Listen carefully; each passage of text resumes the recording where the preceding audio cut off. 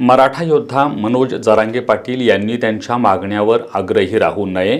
आम्ही देखील आंदोलनं केली आहेत.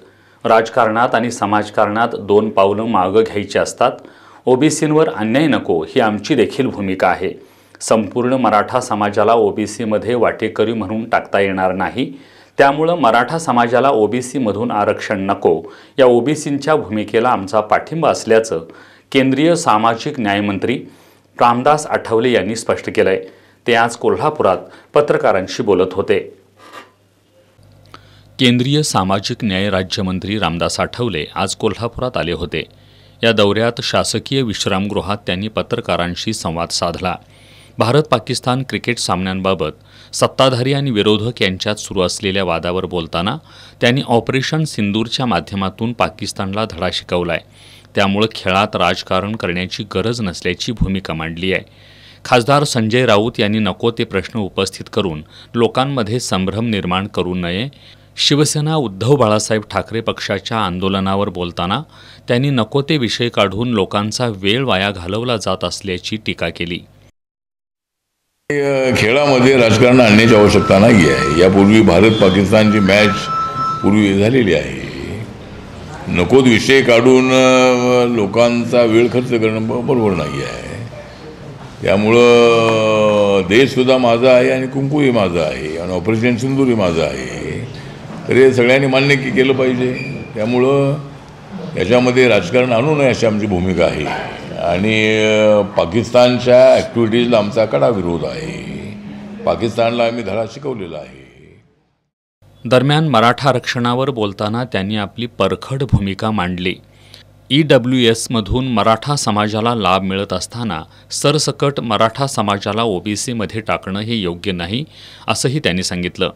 त्यामुळंच ओबीसींच्या आंदोलनाला आमचा पाठिंबा असल्याचं त्यांनी स्पष्ट केलं. मनोज जरांगे पाटील यांनी त्यांच्या मागण्यांवर आग्रही राहू नये. आम्हीसुद्धा आंदोलनं केली आहेत. समाजकारणात आणि राजकारणात वावरत असताना दोन पावलं मागं घ्यावी लागतात असा टोला त्यांनी मनोज जरांगे पाटील यांना लगावला. मराठा समाजाला ओबीसीमध्ये वाटेकरी म्हणून टाकता येणार नाही.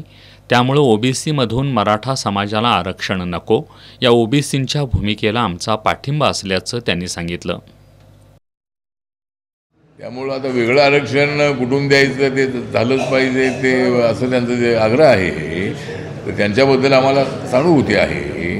पण ओबीसीच्या आंदोलनाला भूमिकेला आमचा पाठिंबा आहे की त्यांच्यावर अन्याय होऊ नये.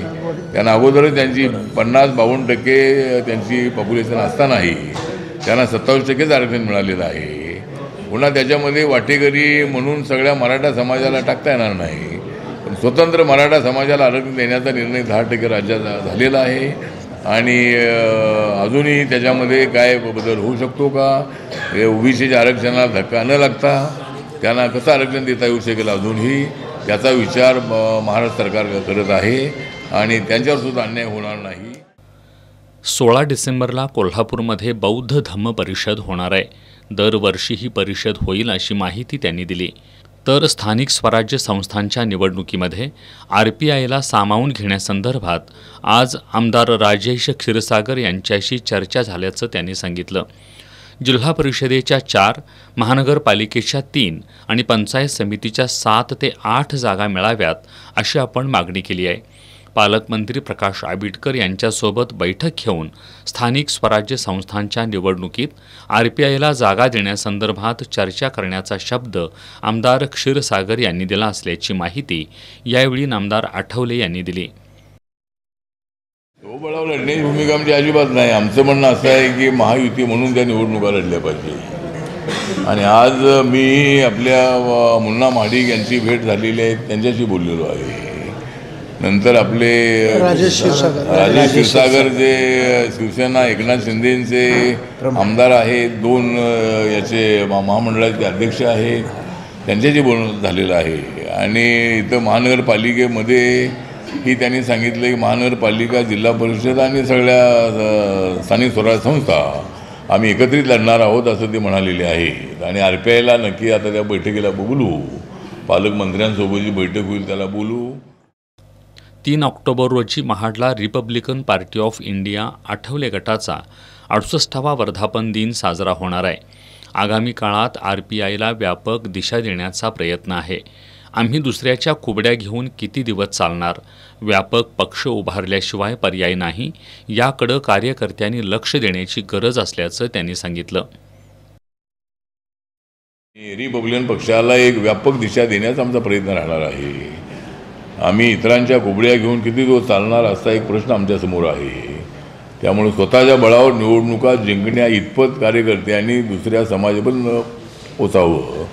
RPIची शाखा फक्त बौद्ध वाड्यामध्ये असून चालणार नाही. ती मातंग समाजामध्ये, चर्मकार समाजामध्ये, मराठा समाजामध्ये, माळी कुणबी समाजामध्ये, मुस्लिम समाजामध्ये, ख्रिश्चन समाजामध्ये, या सर्व समाजामध्ये RPIच्या शाखा स्थापन झाल्या पाहिजे.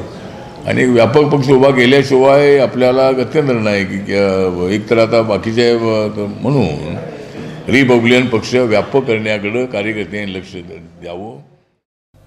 मुंबई महानगरपालिकेच्या निवडणुकीमध्ये भीमशक्ती कदापिही ठाकरे यांच्यासोबत जाणार नाही असंही त्यांनी स्पष्ट केलं. उद्धव ठाकरे आणि राज ठाकरे एक झाले असले तरी राज ठाकरेंना महाविकास आघाडी स्वीकारेल की नाही याबाबत शंका आहे. महाविकास आघाडीत येण्याची परवानगी काँग्रेस राज ठाकरेंना देईल की नाही अशी शंका आहे. कारण राज ठाकरे यांचा हिंदी विरोधी अजेंडा काँग्रेसला पचनी पडणार नाही असा टोलाही त्यांनी लगावला. यावेळी प्राध्यापक शहाजी कांबळे, उत्तम कांबळे, अण्णासाहेब वायदंडे, राजेंद्र खरात, FK कांबळे आदी उपस्थित होते.